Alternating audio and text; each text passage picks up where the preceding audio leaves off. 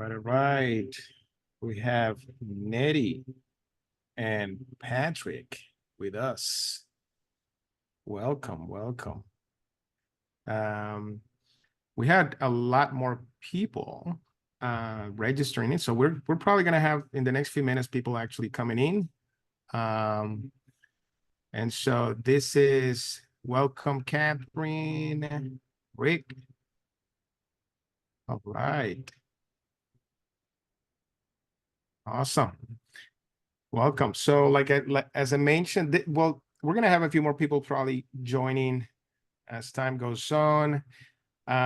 This is session number 4, the post-workshop Q&A. And this is more a very, very intimate kind of a conversation that we have. You can ask questions. I'll do my best to provide the answers to those questions, but I also have 3 questions that actually people submitted that I will actually, provide the answers to you. I'll read the questions and talk about the answers. But the whole purpose of us doing this is to kind of actually, answer any additional concerns, questions that you may have based on the live session that we conducted last week. So let me actually start by, since we are a very small group right now, I would like to see if you can introduce yourself. Tell me who you are, your organization, and then, what are some of the expectations that you have for the next, for the next hour or so. So again, who you are, the organization that you are working with, and any expectations. What are your goals? Even if you actually attend, let me know if you attended actually last week's session. I would love to know that too, which was about data storytelling and fundraising. So, all right. So who would like to go first? Or you want me to call you? To call on you? How am I? Hi, I'm Nettie Ferguson from the Adam H. Board of Franklin County, Ohio. Just so you know, that Adam is Alcohol, Drug, and Mental Health Board. So in Ohio, our state dollars come through a statute board, which I am. So we're like the funder for services. And our particular board has a levy, a county that they passed in 2020, and another one will be in 2025. So we get funding through state and local, and then we don't do any direct service. We actually fund providers and provider network to do the actual direct service.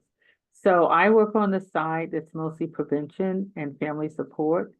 So I was interested in data because that's in terms of funding levels, our board does have about a $30 million investment in prevention, but in terms of funding, I think we have 118 million in total funds available for service. So we need to tell the prevention story, data story. And so to try to get small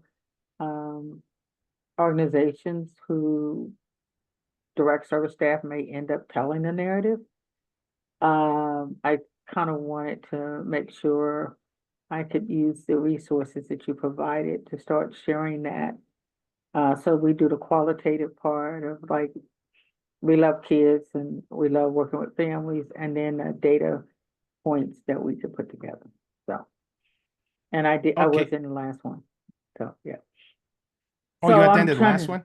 Yes, I did do the last session and the session before as well.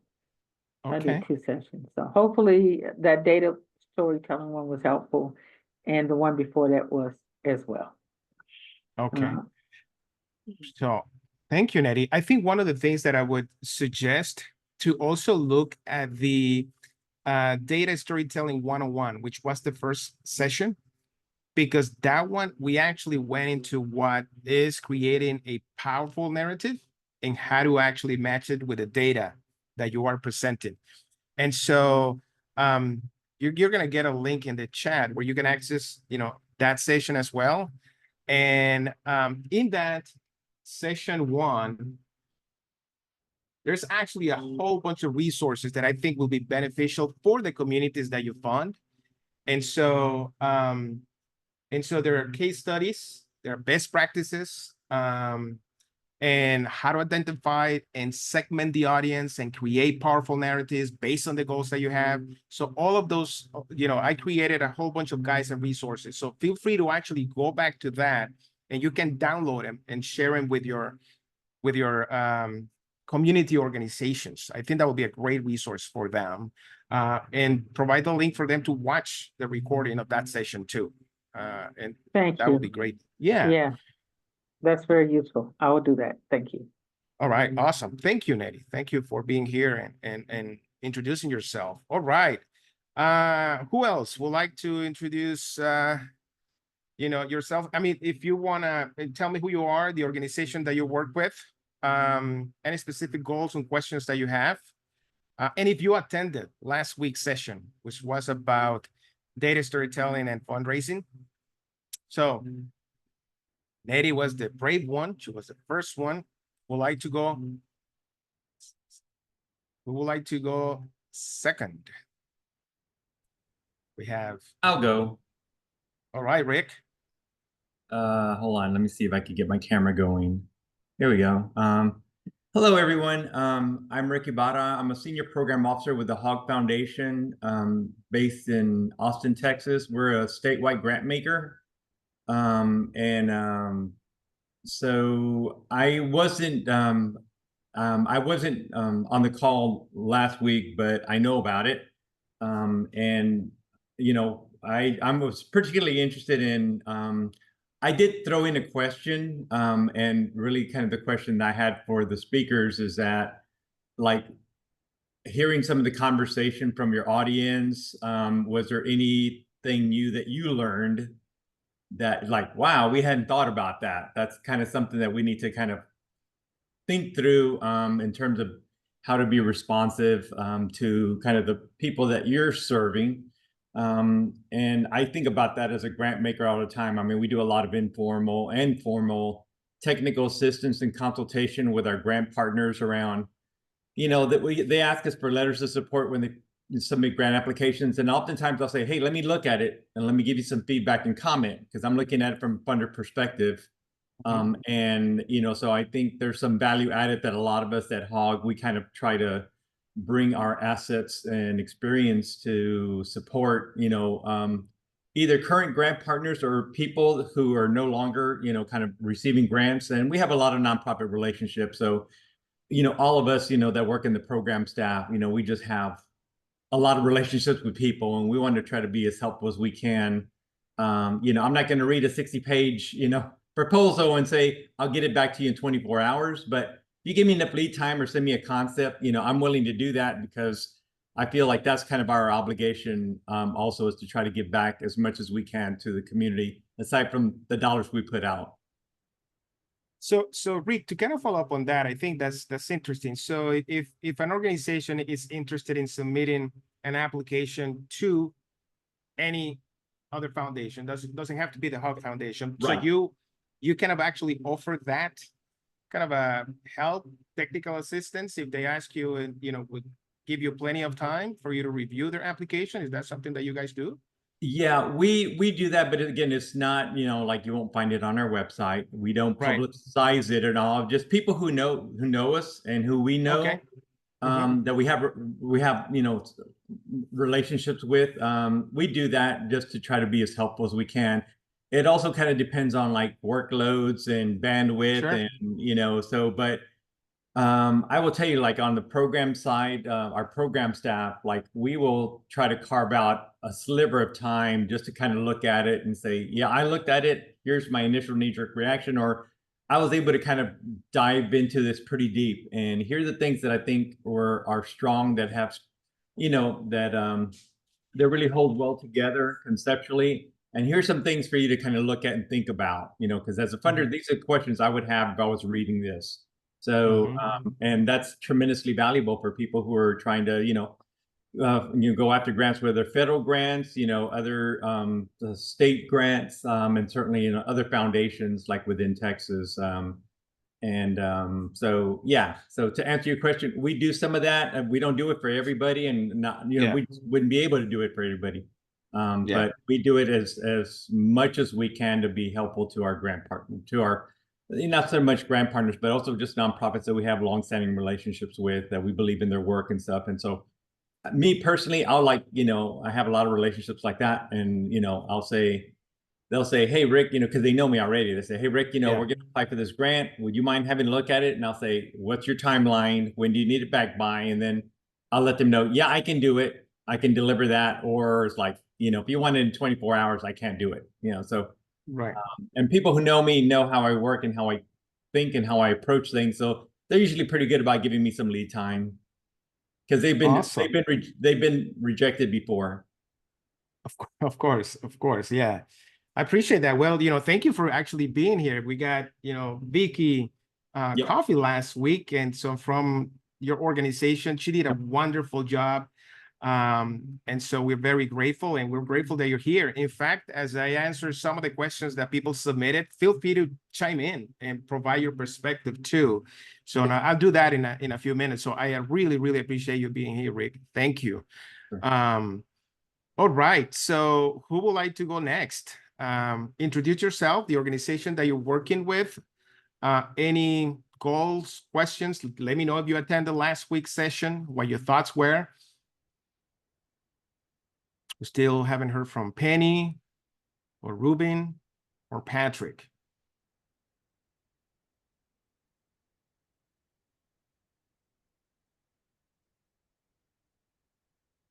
Penny, Patrick, Ruben, are you here?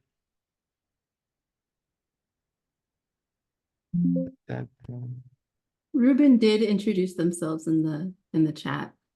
Oh, all right, Ruben. Hi, everyone. I'm Ruben from the Health Education Council based in Sacramento, California. All right. We provide services and programs focused on community safety, economic well-being, health access, social connection, and wellness education, commonly called the social drivers of health. I attended the last training and will be watching the other training soon. Well, thank you, Ruben. I appreciate you introducing yourself here. It's really loud in the background. I live near an air base. Sorry. Oh, no problem. Thank you for letting us know and actually joining the call. Awesome. So feel free to use the chat as you've been doing right now if you have any additional comments or questions. All right. What about Penny or Patrick? What are your expectations? Tell me who you're working with. If you attended last week's session, any specific goals, expectations? So I missed couple cohort. This is my first time was able to join in. This is the grant season, so I'm very busy, and so Sure. it's a slow day. So I was like, okay, let me hop on this and see what's going on. As far as fundraiser, I didn't have any knowledge or background, so I would like to learn from you guys.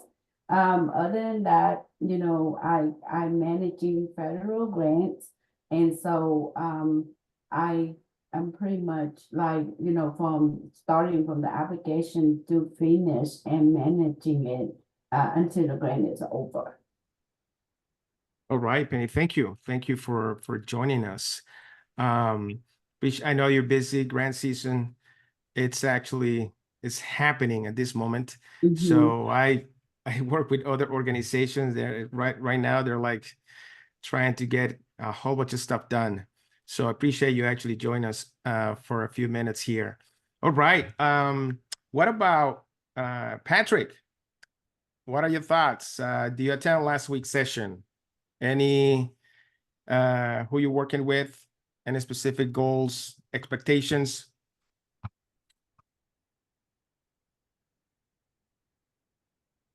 If I don't hear from you, okay, here we go. Sorry.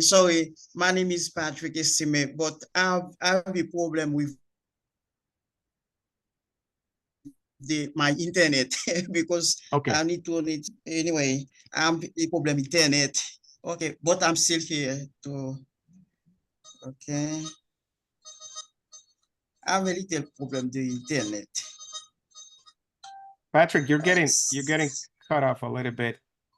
I mean, you can use the chat as well if that is actually easier, more convenient for you. And so And while you do that, here's what I like to do. So the way that we've done this, post-workshop Q&A is, people actually submit questions, right? Some of those questions, we actually answer it in the live session. And the ones that we did not have a time to answer in the live session, we come and answer it here. And I kind of read the question, provide the answers. We actually talk a little bit about what we covered and what we have covered throughout the workshop series, because some of the questions that we get, the answers to those questions are like probably on session 1 or session 2 or session 3, right? So I make sure that I reference to those sessions and provide the links for you to actually have access to the resources. So last week, it was about data storytelling, how to use actually data storytelling for fundraising or for grant applications. And so we had the Asian American Foundation and the Hug Foundation. They both did a wonderful job in actually providing a great overview in terms of what funders look for when it comes to data storytelling in a grant application. And so based on that, we got a few questions, right, from some of the attendees of that session. So the first question is how to navigate internal pushback with ideas and proposals. And so what I'm assuming here, and the way that I actually understood this question is actually if you have ideas for your organization, or if you want to go after certain funds, and you might have internal pushback, from your peers, from your colleagues, it's like, how do we actually overcome that? How do we navigate that? And based on that question, so one of the things that I recommend, for example, is, first of all, the first thing that I try to do if there's actually an internal pushback is I want to understand what that pushback is. So the more I understand what the issue is from those colleagues, or stakeholders that actually might have the pushback, the better. So are there concerns about visibility, resources, or alignment with the organization goals? What is that pushback, right? I want to understand that as much as I can. And also, I want to make sure that I communicate clearly the value and potential impact of the ideas that I want to go after. But at the same time, I want to be able to back that up with data and compelling stories as I can. So I want to use kind of the data storytelling framework to make sure that I actually are proving my case if there's internal feedback based on the funds that I want to pursue or the ideas that I have for the organization that I'm working with, for example. The other thing too that I recommend that you do is, like, even though you might have some internal pushback, there might be a few people that actually might agree with your idea, or they might be able to support it. And I think if you actually find advocates of those ideas within your organizations, or you kind of actually seek that support, that actually then it kind of actually brings, it sort of actually let the people that actually have the pushback, it just let them know that you're not alone. Obviously, for some other people, it actually makes sense to go after a specific funding opportunity or to expand a specific service. So I think it's good to sort of actually find another group of people within the organization who might share those goals and ambitions that you have. But at the same time, I want to make sure that you also, you're open to feedback, your willingness to change your proposal or your ideas based on the input that you're actually getting from other colleagues. And one thing that I actually recommend too is that sometimes when we actually are going after ideas or after sending a specific funding opportunity, some of the actually the pushback might be, well, is that opportunity good for the organization? Does it align with the goals that we have? Do we have the resources? Is it too big? Is it too aggressive? So one of the things that I would like to propose is that if you can sort of demonstrate quick wins, like, if you actually have a smaller project, or if you can implement your idea at kind of at a smaller scale, or kind of actually have a pilot project that actually show some great benefits, some good results, that can help build your case and also can help build the confidence and support that you need internally for larger initiatives. And so that's another way of you kind of actually saying, I do understand that. I understand your pushback. I understand your concerns. All right, what about if I actually do this in a very, kind of in a smaller scale, just to showcase some of the benefits that we might gather by implementing this. So that's another way of you kind of actually going and being a little bit more creative in how to actually solve this. When you have internal pushback about a plan that you might have, it's all about effective communication and relationship building. So you got to be able to communicate your ideas clearly, make sure that you take into account what those concerns are. So you gotta know what those concerns are, right? So you can answer those questions. But at the same time, you need good relationships, right? It's about building relationship internally and making sure that, you know, the people that you're working with supports you, right? Or establish a good relationship in which you actually can go back and forth and making changes based on the feedback that is being provided to you. So that's kind of my recommendation when you actually have, you know, you're trying to navigate internal pushback with a, you know, for ideas and proposals that you might have for your organization. Any thoughts on that? And maybe if you actually have any other suggestions in how to do that, feel free to chime in, right? So I'm providing my thoughts and my answers in regards to that. Lily, you're here, you're walking, and you hear me. All right, so. Yes, yes, I do. I am practicing self-care while listening and learning my favorite thing. Thank you. Awesome, thank you. Lily, can you tell me a little bit about, you know, the organization that you work with and any kind of expectations that you have for this particular session? And did you attend last week's session? No, I didn't. I wish I could. I really wish I could, because this is something that we actually feel so strongly and deeply passionate about, is telling our stories, because the AH and PI communities are not usually heard or seen or in the research as well on the study. So I love the idea of your language or the framework of data-driven storytelling. I think this is exactly what we're trying to do. For example, we have took 3 years still in the making of a documentary film, but our plan was to break it down to small sections by ethnicity, Asian American. The documentary film is Silent War, Asian American Reckoning with Mental Health, right? So we have Sikh community, we have LGBTQ community, we have Chinese, we have Cantonese.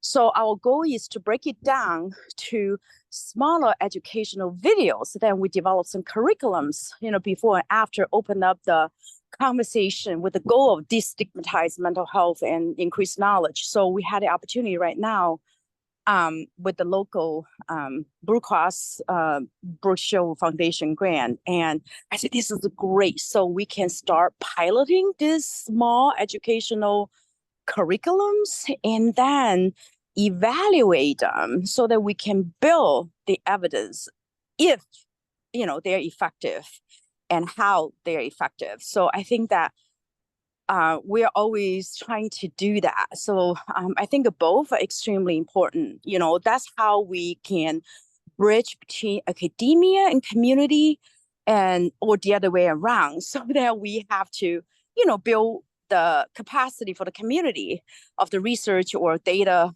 evidence-based capacity or awareness. On the other hand, academia need to come together to kind of getting down to the community, not getting down, I'm sorry, which you crossed, which you cross more of the bridge so that we can understand each other more. So I love what you're talking about. Sorry that I was late. No, appreciate your feedback and your story. And I think, you know, now that you're mentioning video, one of the, you know, I believe it was in the session number 3, when we talked about kind of actually promoting your data storytelling work and using video as part of your marketing communication strategy. It's actually, video is very effective when you're actually trying to create some educational you know, content or kind of actually bringing awareness about a specific issue. And no, you know, one of the things is when we actually talking about short form videos, it's like you can say a lot, and I don't know how short are your videos, so I have no idea, but there's been actually campaigns that have been done in regards to mental health of substance use disorder, for example, where they actually use short form videos, and short form videos could be between 30 seconds to 60 seconds, because the whole idea is that in about a minute or so or less, you're able to capture the concept and able to actually capture the story, and you feel compelled to do something with that information, whatever the call to action is at the end of the video. When we are doing short form videos, the whole purpose of that and why that is effective is because it's short. I'm not asking you for you to stop doing something for the next 10, 15, 20 minutes. I'm just sort of actually asking you, just give me a few seconds or a couple of minutes from your time. I want you to watch this, right? And then because it's short, I'm watching it, but I also feel compelled to share it. If that content resonated with me, I can share it with my peers, because again, I'm not sharing something that is long, and my peers might not be interested in watching it because it's long, but it's something short. And so those are the benefits sometimes of creating short form video clips, because of it is shareable and it's easy to digest. And so I'm glad that you're doing that. I'm looking at your comment here. Wow, less than a minute. We're thinking much longer, but it makes sense. Sure. And I don't know how much longer, but even if you actually create something between 1 to 2 minutes, or even top 3, that's great. But one of the things that I always recommend as you are creating longer videos, there are actually specific things from those longer videos that you can capture and kind of compile it in a few seconds. The whole purpose of that is actually for people to actually watch it and consume that information. All right. I think I lost you, Lily, but that's okay. I'm sure you'll be back. Appreciate you actually joining and walking at the same time. Thank you, Rick, for your comment here. It says, alignment with mission and vision may be a great idea, but if it is not aligned or the right idea with the organization mission and vision, obviously you might not have that support. So yes, totally right here. All right. Let's see. Thank you, Lark, for joining us here. Appreciate it. I'm actually reading the comment here and answering the questions here on my left. All right. So the other question that I got, and you let me know this is actually helpful here, is what is the best way to obtain funding from organizations you have previously received funding from? And how long should you wait to reapply to the same foundation you received funding from? And so here I'm going to provide my 2 cents. And since we actually have Rick from the Hug Foundation, Rick, man, I'm going to be calling you out, because I'm watching you. I'm like, you're my resource guy right now. So if you actually feel free to chime in, obviously, because your perspective is very important. You're a funder. But one other thing is, that I recommend when you are trying to kind of you kind of thinking about how much time should I wait when I actually receive funding? How much time after that should I actually go and apply again, right? And so and if you actually have received funding from that organization, what would be the best way to approach that organization again, to also continue the funding process with that same organization? So I think one of the things is, when we are obtaining money or applying for funding, maintaining and building strong relationships with your funder is key. And that's one of the things that I hope that as you are getting funded, is that you maintain that relationship. So you maintain your funder in the loop in terms of what you're being able to do thanks to that amount of money that is being provided to you, to the organization, right? So you're updating them on a regular basis. You're showing the impact that your program or service is actually created in the community. You want to share success stories, right? Remember, if you actually are going to approach them again, they got to be able to see if the money that actually was given to you in the first place actually has been able to help you do something good in your community, right? Or it was actually, it was used effectively, and you were able to reach the goals that you had initially. So that's one of the things that I think is important, that you got to think about that first, and then think about when you are thinking about reapplying. I think obviously the answer to that question, it depends on your funder's guidelines and preferences, right? And the timeline that they have in terms of reapplying for funding, right? So you know, and so some funder may have a specific requirements or recommendations. Maybe your funding is actually for the next 2 or 3 years, and you have to wait until that is over to see if you can actually reapply to continue that funding mechanism. So that is going to depend on your funder criteria and requirements, right? So that's the answer to that. But the other thing too is that generally though, it's actually advisable to actually wait at least 1 grant cycle before you reapply. And the reason for that though is because you want to have enough time to demonstrate the impact of the previous funding. So you want to be able to actually, you know, once you receive that funding, do the work and actually show the results of that work, right? Before actually asking for money again.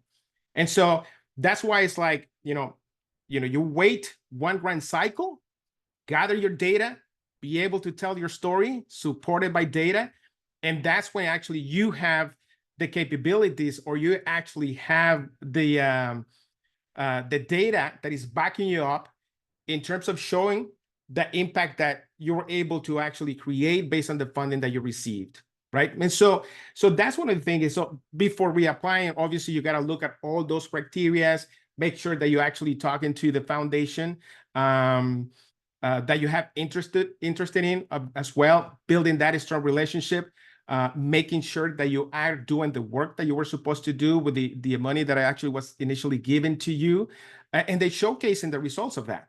That's important, right? So before reapplying again, you got to make sure that you show, okay, show me first, what are the results that you actually, were able to achieve based on the funding that we actually previously gave you. So that is it. I mean, anybody, any thoughts on that?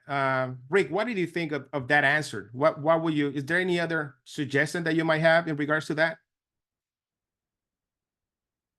And you're muted. That was a great answer. You don't need me.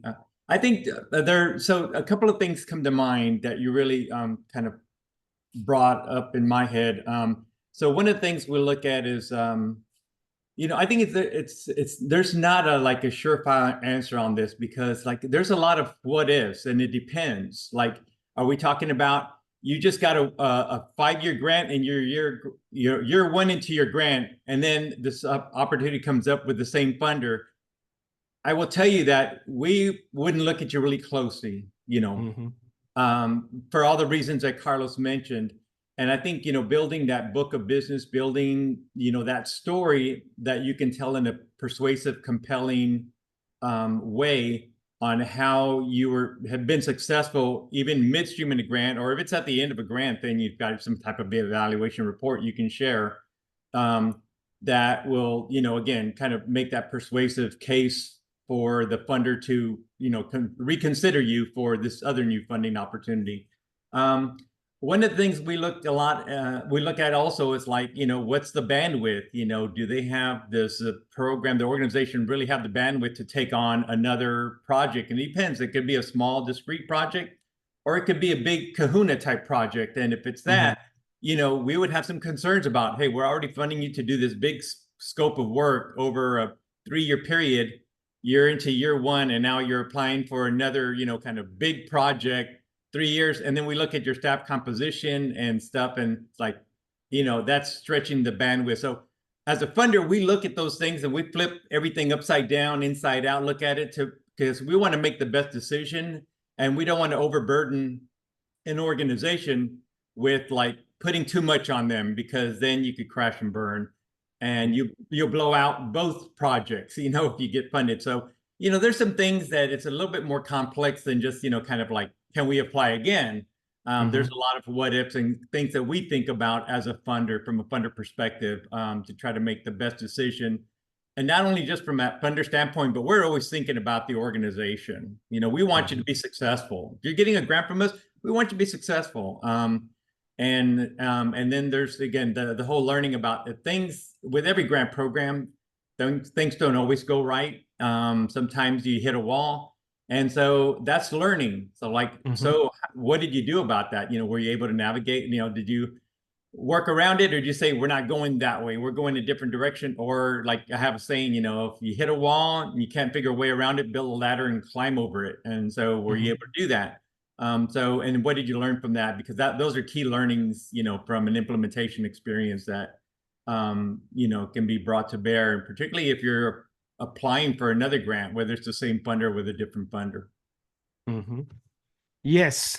Thank you, Rick, for providing that insightful answer. So, and you're right. I think lessons learned is something that I think funders look at too, right? Because for the most part, when you receive funding and you start actually using that funds, you're implementing your program of service, it's almost guaranteed that you're going to have some issues at the beginning or throughout the process. Everything is not going to be perfect. And I think that's part of the lessons learned. It's like, what did you do? How do you overcome that? And that's why I think you got to give it enough time before going back and reapplying again, asking for more money. It's like, let's figure this thing out first, making sure that we actually have some tangible results before actually approaching the same funder again and asking for additional money. And like you said, there's a lot of actually what ifs. And so it's kind of hard to give a specific answer, but at least we can give some guidelines in terms of things that they got to think about. Yeah, and just one more thing really quick, because I know there's a hand up, that, you know, everybody wants to give their best show, right? You know, when they submit a proposal. I will tell you, we're one of the funders that I want to see the Clint Eastwood version. I want to see the good, the bad, and the ugly, because you have all of that, you know, in any kind of project that you implement. And you know, it shows a level of honesty and vulnerability, you know, to a funder. If like you say, yeah, we did this project and like, these are the things that we accomplished and we're proud of, and they had this type of impact. These are a couple of things that we weren't anticipating, or that like walls we hit. And this is how we, you know, and we struggled with it and we figured out a solution or a workaround for that. And to me, that like, I'm going to give you extra points on that, just for that piece. And again, that's the fly on the wall stuff that, you know, you won't find in books, or maybe you will, but I don't know. But we do a lot of pro bono. I mean, you know, just conversation like this with a lot of nonprofits, and I'll say, I'll give you the fly on the wall stuff if it'll help you. No guarantees, but you know, I'll tell you from several years of, you know, and it was nice. It's nice to see Lark on here, because Lark has been one of my mentors like forever. I've known her since the mid-90s. We have a long history together. And she's been very instrumental in helping me really kind of think a big picture, and also think about like the what ifs. And not just because you're a small organization doesn't mean you shouldn't have a shot at this. Right. You know, and then there's ways to do that. Like, you know, if it's a grant opportunity that might be too big, partner with another organization that can be a fiscal agent, you know, and you know that you're bringing your assets in line with another organization to apply for this grant, and they could be the lead, and you could be kind of a co-lead on that, you know, to that same funder that you got a year ago. So to me, I mean, that's like, that would be fair game. I would definitely say, yeah, let's look at that, you know. So there's different ways to kind of think about and to approach, versus you being the one that, you know, kind of pushes your proposal in. You know, you already got a 3-year grant, you're into year 1, and you're pushing another proposal through. Be smart, you know, think about it differently. Sure. Thank you, Rick. Appreciate that. Great feedback. All right, Lily, what's your question? Sorry. I have so many questions, but I'm going to narrow down to 2 questions. I was late because I was in the listening section studying AAPI health disparity in North Carolina. And then, so we got that grant as the only AAPI organization. We're very small, mostly volunteer run. I think it's just because that shows that there isn't a lot of AA and HPI organizations around, right? Not because we're the best, we like to think, but you know, we are very aware of our limitations. However, they invited us to apply for another youth mental health grant. And so there's my struggle is that, okay, so we are a AHNPI community organization, but I would also want, for example, I teach at HBCU. I have all these, you know, I was sharing the grant opportunities. Please apply, please apply, please apply. So it comes down to, should we apply focusing on our population, or shall we partner that we can broaden our partnership? For example, I just talked to another partner that are doing the animal therapy because it is on the youth mental health grant, not just focusing on ADHD and PI community. So that's my first question, right? Because that's exactly what we only have a month turnaround time and we have to decide.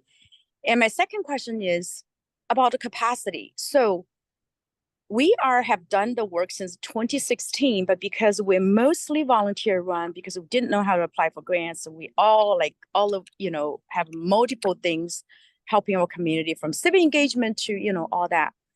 So when we have a grant, we really, really maximizing, like we pretty much split the penny into half. For example, we don't really require to do the evaluation from the SAMHSA grant, mental health first aid, but we did like very systematically vigorous research to evaluate the data, like compare and before and after.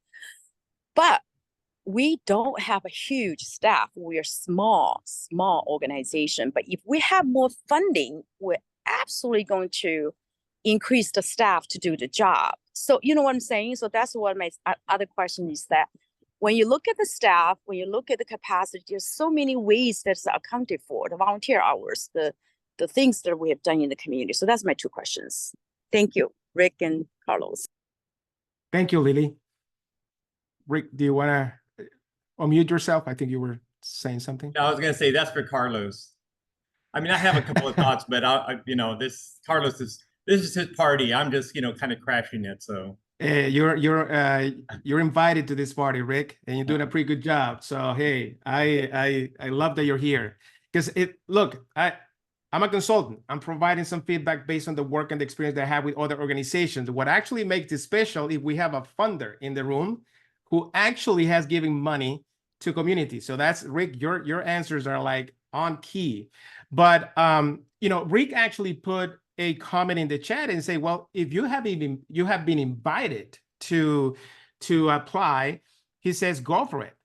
Because you kind of actually have the funder's confidence or blessing to go and apply for a funding opportunity.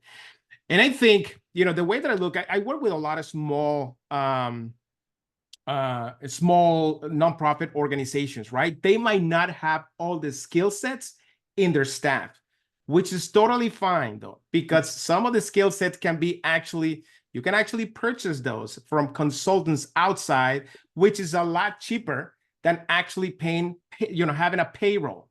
And so they will do the job just as they were part of your payroll. And so, but it will be a lot less inexpensive. And so it will be very effective.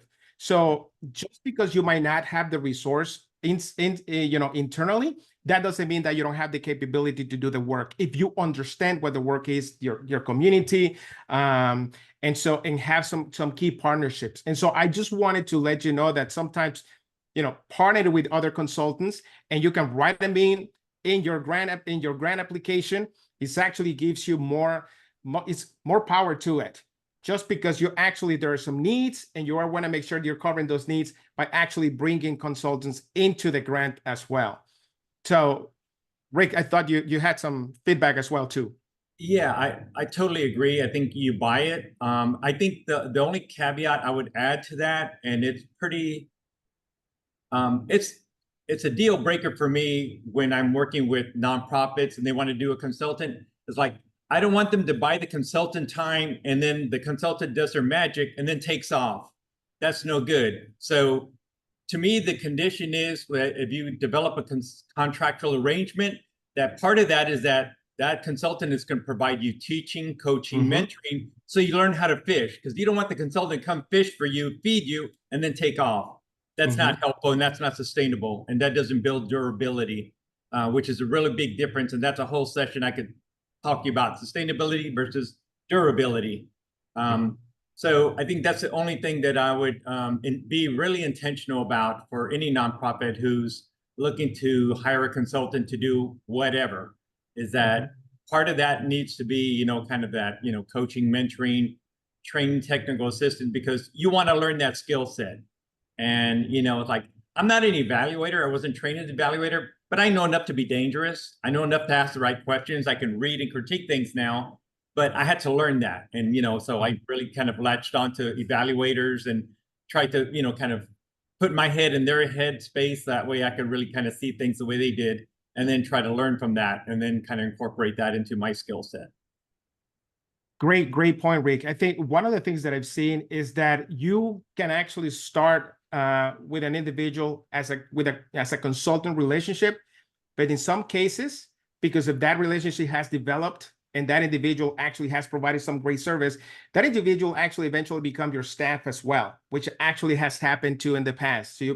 So that's another way of kind of actually saying, and you can put more into the contract as well. It's like, yes, I want you to be part of the team, build the capacity inside the organization in case you leave, right? The expertise stays, but at the same time, also explore the possibility of actually having that person with you as you continue increasing your funding opportunities to actually be part of your team full-time, for example. And that actually has happened, it happens all the time. And so that's another, I would say another option, another way of actually looking at different ways of kind of actually building that capacity internally. Let's see. I was looking at Lily's question. Should we do it ourselves as a lead org or co-org with another bigger org? We always do coalitions. I think, it goes back to whatever the eligibility criteria is, right? Mm-hmm. For the applicant.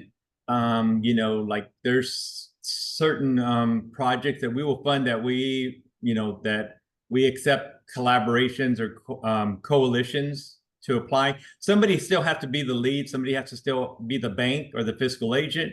But aside from that, you could say, I am, our umbrella organization is made up of 25 different, kind of key stakeholder organizations, agencies, and we are coming together to apply for this funding opportunity. And I will tell you, back in the old days, you had your one standalone organization that would submit the application.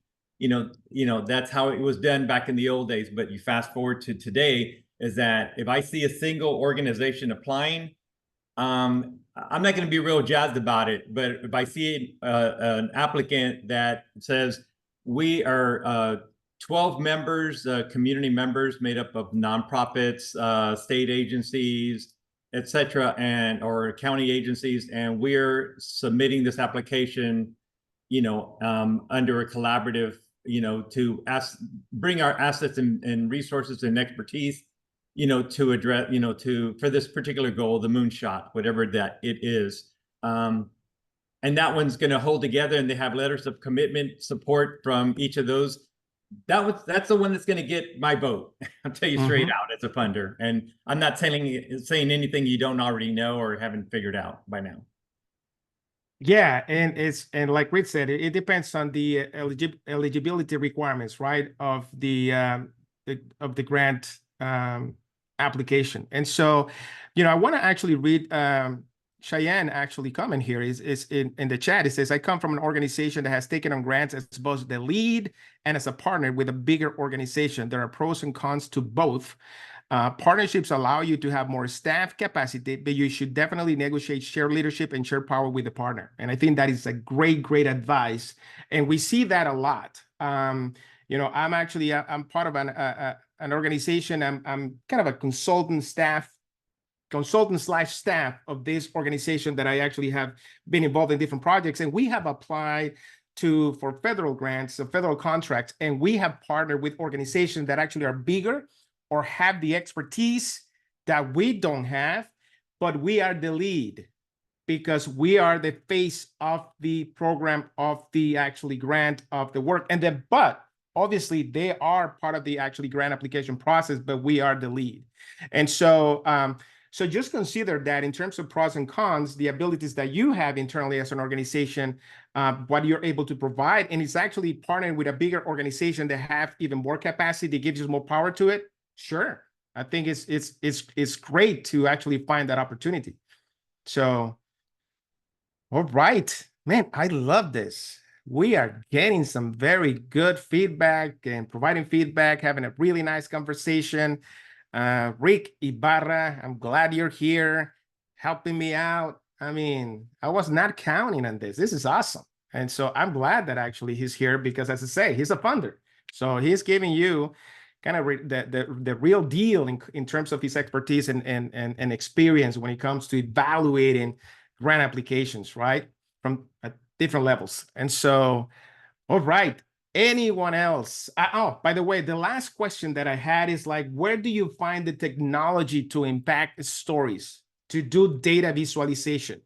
So I actually, in session number 2, I did a data visualization webinar. That was actually session number 2. And I created a guide. And within that guide, I actually listed software options that will help you create some compelling data visualization. And some are paid and some are free.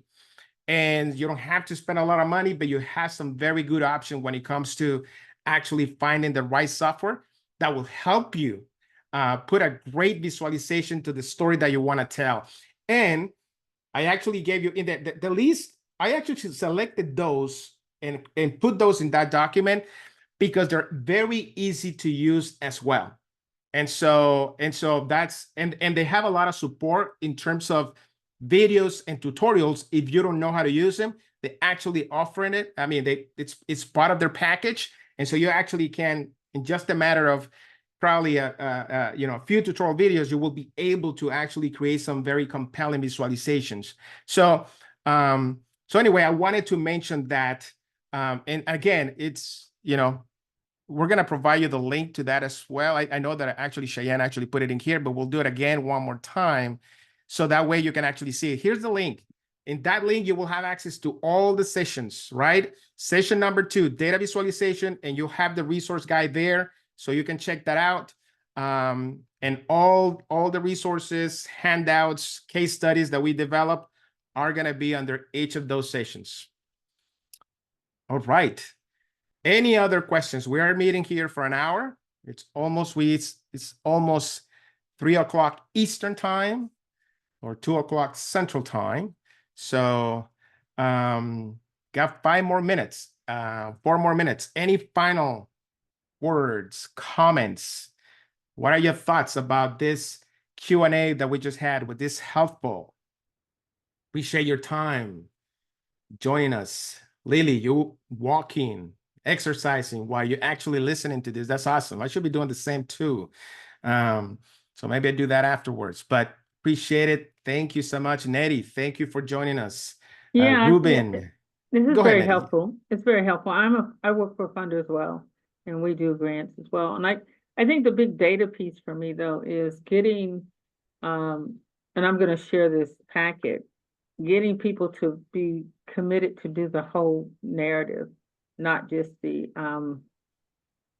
soundbite, but really sort of identifying kind of what narrative they want to convey in the community, and then using it throughout the year and the next year, so people know what to listen and look for. And I think that would help smaller organizations, because we do fund, the $10 million ones, but we also fund the $25,000 Connect grant. Mhm. And I find that they need it the most to be able to select like what data point I want to share with the community and be consistent. And they try to copy what someone who's getting millions of dollars, and they can't do that. I mean, that's not the level or their expertise as well, and they don't have paid staff or skill set. And so I think that that's what I'm really going to lean into, because I think that's what's most critical.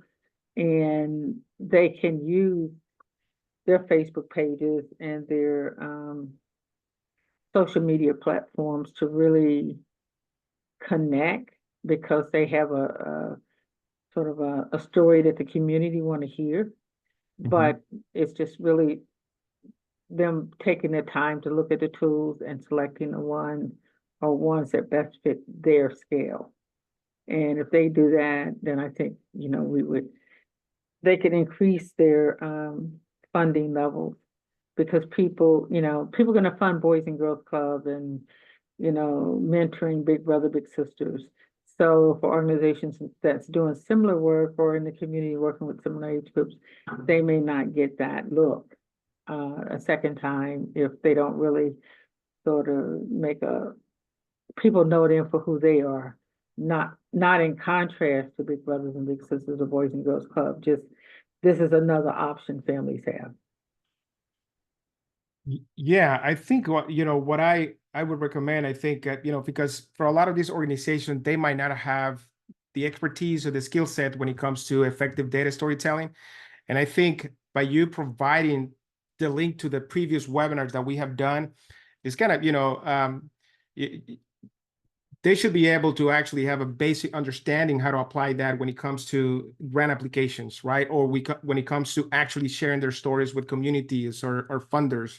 And so, making sure that they, the way that we actually develop all these workshops, we actually did it in an order that we thought is what's going to be the more effective. So it kind of started with the data storytelling 101, kind of actually give you the foundation, and sort of creating powerful narrative and matching that with your data. I think that was a great way for everybody to like bring everybody to the same level. Everybody's on the same page. Then from there, what we did is actually say, well, now that you understand how to create powerful narrative, let's talk about actually how do you create great visuals that support your narrative, and which is what session number 2. And so, and we had 2 organizations in session number 2 that actually showcased how they actually do data visualization for their work. So I highly encourage you to watch it or share it with your community organizations as well. Somebody asked about social media, which is session number 3. That's data storytelling and digital marketing. So we did a whole training in regards to that as well and provided great resources. And then we finished last week with data storytelling and fundraising. And so I want to thank you. We are at the end of the post-workshop Q&A.